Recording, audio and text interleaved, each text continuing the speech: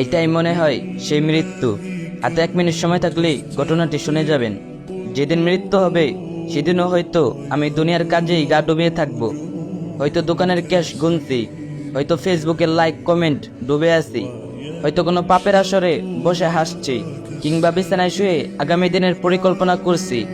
আমি ভাববো এখনো অনেক সময় আছে, এখনো মরার বয়স হয়নি, এখনো তো সুস্থ আছি। অথচ সেই মুহূর্তেই অদৃশ্য ছায়ার মতো আমার পেছনে দাঁড়িয়ে থাকবে মালাকুল মউত, মৃত্যুর ফেরেশতা। কোনো শব্দ করবে না, কোনো অনুমতি চাইবে না। হঠাৎ করে বুকের ভিতর কাঁপুনি ধরিয়ে দেবে, গলা শুকিয়ে যাবে, চোখের দৃষ্টি ঝাপসা হবে, হাত পা ঠান্ডা হয়ে আসবে।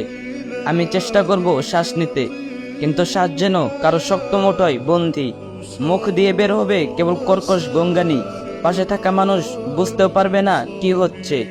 আমি হয়তো মনে মনে বলবো, আল্লাহ একটু সময় দাও, আমি তওবা করে নিই।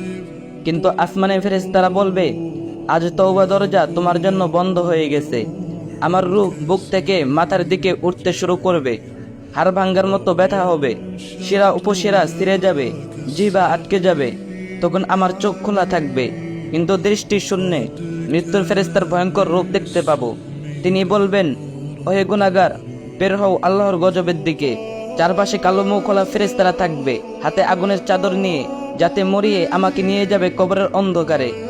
দুনিয়ার সবকিছু থাকবে, মোবাইল, টাকা, জমি, ব্যবসা, প্রিয় মানুষ, কেউ যাবে না সাথে।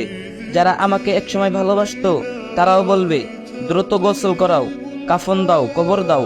কবরের মাটির ঢেলা আমার মুখে পড়বে, আর সেই অন্ধকার গর্তে একা আমি শুরু করব আযাবের অপেক্ষা।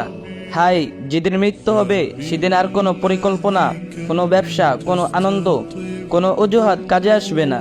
শুধু আসবে সেই কাজগুলো যেগুলো আমি আজ অবহেলা করে যাচ্ছি। আল্লাহ তাআলা আমাদের সবাইকে বোঝার তৌফিক দান করুক। আর ভিডিওটা সবার কাছে শেয়ার করে দিবেন। আপনার একটা শেয়ারের মাধ্যমে আরেকজন জানতে পারবে ঘটনাটি। আর সবাই বেশি বেশি কপি লিংক করে দিয়েন।